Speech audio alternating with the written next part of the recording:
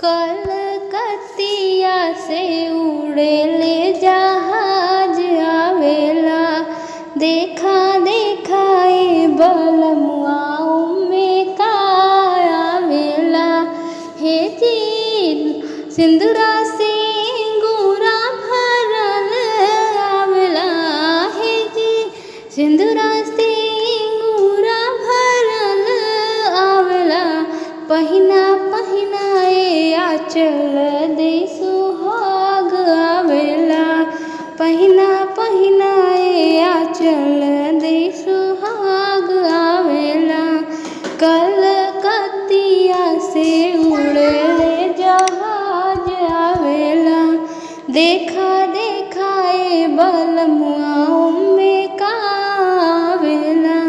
हे जी टिकवा से नथिया भरल आवेला। हे जी टिकवा